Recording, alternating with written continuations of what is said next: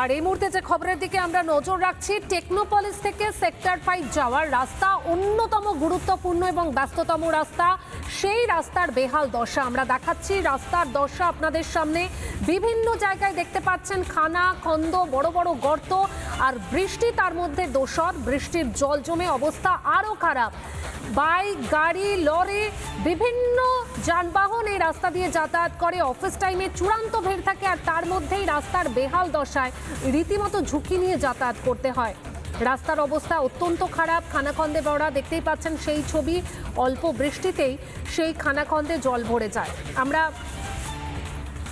বিগত সরকারের আমলে বিভিন্ন রাস্তার বেহাল হাল আমরা দেখিয়েছি বারবার আপনাদের সামনে। ঘটা করে পথশ্রী প্রকল্পের ঘোষণা করা হয়েছিল সেই সময়, কিন্তু তারপরেও জেলা থেকে কলকাতা বিভিন্ন জায়গার হাল বেহাল ছিল, বিভিন্ন রাস্তার হাল বেহাল ছিল।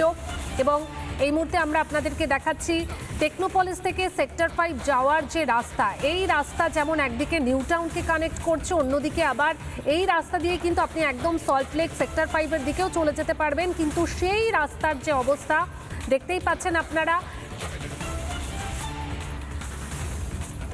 এই মুহূর্তে আমাদের প্রতিনিধি রুমকি সুকান্ত নগর থেকে রয়েছে আমার সঙ্গে। রুমকি, একটু আগেই তুমি ছবি দেখাচ্ছিলে। আমরা এর আগের সরকারের আমলে দেখেছিলাম যে ঘটা করে পথশ্রী প্রকল্প ঘোষণা তো হয়েছিল, কিন্তু রাস্তার কি হাল সেটা আমরা দেখতেই পাচ্ছি।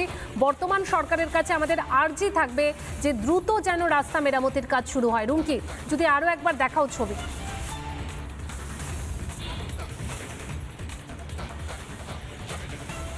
একদমই তাই পায়েল, গত আমলে আমরা দেখেছিলাম গত সরকারের সময়ে যে রাস্তার তথৈবচ অবস্থা, সাধারণ মানুষ থেকে শুরু করে যারা রোগী তাদেরকে নিয়ে যেতেও কতটা অসুবিধার সম্মুখীন হতে হয়েছে। এই মুহূর্তে আমি দাঁড়িয়ে রয়েছি অত্যন্ত গুরুত্বপূর্ণ একটা রাস্তা, যেটা চিংড়িহাটা থেকে সল্টলেক সেক্টর 5-এর দিকে যায়।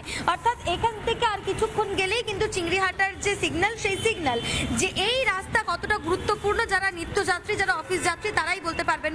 কারণ যে অফিস টাইম, সেই অফিস টাইমে কিন্তু কার্যত 2 থেকে আড়াই ঘন্টা পর্যন্ত এই জ্যাম কাটাতে সময় লেগে যায় নিত্যযাত্রী অফিস যাত্রীদের। সেই রাস্তার অবস্থা তুমি একবার দেখো। সাধারণ রাস্তা যদি রাস্তা একদম স্মুথও থাকে, তাহলে সেক্ষেত্রেও এই রাস্তা এত ব্যস্ততম যে তাতে তাদের 1 থেকে 1.5 ঘন্টা লাগে। আর এই যদি রাস্তার অবস্থা হয়, তাহলে গাড়ির গতি যে আরো স্লথ হবে তা বলাই বাহুল্য, এবং যে কোনো সময় বড়সড় দুর্ঘটনা ঘটতেই পারে। তার কারণ এই যে গোটা রাস্তাটা জুড়েই কিন্তু ঠিক এইরকম খানা, এইরকম গর্ত এবং এই রকম অবস্থা, জল জমে যে রাস্তাগুলো কার্যত এই মুহূর্তে বোঝা মুশকিল হয়ে দাঁড়িয়েছে। যদিও বৃষ্টিপাত নেই, যদি বৃষ্টি হয় খানিকটা বৃষ্টিতেই কিন্তু এই রাস্তা জলে ভরে যায়। সেক্ষেত্রে কিন্তু এই যে এই সুবিশাল যে খানা খন্দ, যে গর্ত, সেই গর্তগুলো কিন্তু সাধারণ মানুষের পক্ষে বোঝা মুশকিল, এবং যারা প্রতিনিয়ত যাতায়াত করেন না তাদের ক্ষেত্রেও কিন্তু সত্যি এটা একটা সমস্যাজনক। যে কোনো সময় বড়সড় দুর্ঘটনা ঘটতে পারে, কারণ জল থাকলে রাস্তা কোনটা, ড্রেন কোনটা সেটাই বোঝা যায় না। সেক্ষেত্রে তো এটা গর্ত। আমি ছবি দেখাই, যে তুমি দেখতে পাচ্ছ যে গাড়িগুলো যাচ্ছে, সেই গাড়িগুলো কিন্তু একেবারে টালমাটাল পরিস্থিতি, যেতে আসতে টালমাটাল পরিস্থিতি, এবং যে নিত্যযাত্রীরা যাচ্ছেন তারাও কিন্তু ক্ষোভ উগরে দিচ্ছেন। এই রাস্তায় কিন্তু এইভাবে প্রতিনিয়ত যাতায়াত করেন তারা, এবং এই রাস্তাটা অত্যন্ত গুরুত্বপূর্ণ, কারণ এখান থেকে সল্টলেক সেক্টর 5 নিউ টাউন যাওয়ার একমাত্র পথ বলা যেতে পারে কলকাতা কানেক্টিং, বাইপাস কানেক্টিং যে রাস্তা, সেটাই কিন্তু এই রাস্তা। বাইপাসের সঙ্গে সংযোগ স্থাপনের জন্য যে রাস্তা, এটাই কিন্তু সেই রাস্তা, এবং সেই রাস্তায় কার্যত এই তথৈবচ অবস্থা। একেবারে পায়েল, তুমি যেমনটা বলছিলে যে সরকার পালা বদলের পর যে সরকার এসেছে, সেই সরকারের কাছে কিন্তু যারা সাধারণ মানুষ, যাদের সঙ্গে আমরা কথা বলছিলাম, তারাও কিন্তু এই একটাই আর্জি জানাচ্ছেন, এই একটাই দাবি জানাচ্ছেন যে এই যে গুরুত্বপূর্ণ রাস্তাগুলো, সেগুলো দ্রুত সারাইয়ের ব্যবস্থা করা হোক। তার কারণ যারা অফিস যাত্রীরা নিত্যদিন যাতায়াত করছেন তাদেরকে যেমন আশঙ্কার মধ্যে দিয়ে যেতে হচ্ছে, ঠিক সেরকমই সমস্যার মধ্যেও পড়তে হচ্ছে, কারণ গাড়ির গতি স্লথ করতে হচ্ছে এই রাস্তা দিয়ে। আর এই রাস্তা দিয়ে কিন্তু প্রত্যেক দিন প্রতিনিয়ত প্রচুর মানুষ যাতায়াত করেন। সেই জায়গা থেকে সাধারণ মানুষ কিন্তু যারা রয়েছেন তারা বলছেন যে এই রাস্তা সারাই হোক। এই মুহূর্তে একজন রয়েছেন, একটু কথা বলুন। দাদা, কোথায় যাচ্ছেন? অফিসে। দেখো, আমি যেমনটা তোমাকে বলছিলাম যে এই নিউ টাউন সল্টলেক সেক্টর 5 এই রাস্তাটা কিন্তু অত্যন্ত গুরুত্বপূর্ণ। দ্বিতীয় অফিস পাড়া বলা হয় কলকাতার এই রাস্তাকে। এই মুহূর্তে একজন রয়েছেন, একটু কথা বলবো।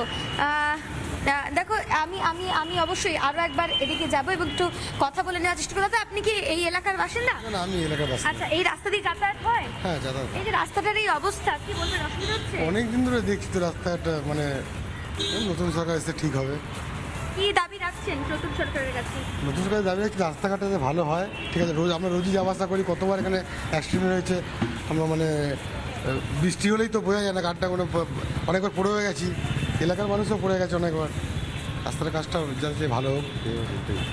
এই যে বর্ষাকাল এসছে, এখন কি আরো সমস্যা হচ্ছে? হ্যাঁ, বর্ষাকালেই তো সমস্যাটা বেশি। যখনই অনেক বৃষ্টি হয়ে জল জমে গেলে বুঝতে পারি না আমরা, কোন দিকে গাড়িটা চাকা স্লিপ খেয়ে যায়, অনেকবার পড়ে হয়ে গেছি আমরা। কি চাইছেন এখন সরকারের কাছে? এখন চাইছি রাস্তাঘাট ভালো হোক, যাতে শুধু চলাফেরা লোক করতে পারে, ভালো, এইটাই চাইছি। একদমই রুমকি, প্রত্যেকেরই একটা আর্জি যে এই যে খানা খন্দে ভরা বেহাল রাস্তা দ্রুত মেরামতি করা হোক। আপাতত ধন্যবাদ রুমকি তোমাকে। পুর নগরোন্নয়ন মন্ত্রী অগ্নিমিত্রা পাল কি বলেছেন এই রাস্তা নিয়ে শুনবো। ইলেকশনের পরে আবার সব হাল ফিরে আসবে। যারাই যেতে তারা নিশ্চয়ই আশা করি, আমাদের দল জিতলে তো অবশ্যই আমরা কাজ করব, তো অন্য দল জিতলে আমি বলতে পারবো না তারা কাজ করবে কিনা, কারণ তারা যেভাবে ইরেসপন্সিবিলিটি দেখিয়েছে 4 তারিখে সরকার আসার পরে, যেভাবে লাজ গুটিয়ে পালিয়ে গেল, তো বলার নেই, হয়তো এই ডেমোক্রেসির জন্যই হয়তো পালিয়েছে। নানা ধরনের কন্টেন্ট দেখার জন্য লাইক করুন, শেয়ার করুন আমাদের ফেসবুক পেজ, সাবস্ক্রাইব করুন আমাদের ইউটিউব চ্যানেল। পাশাপাশি অন্যান্য ব্রেকিং নিউজের জন্য অবশ্যই চোখ রাখুন রিপাবলিক বাংলায়।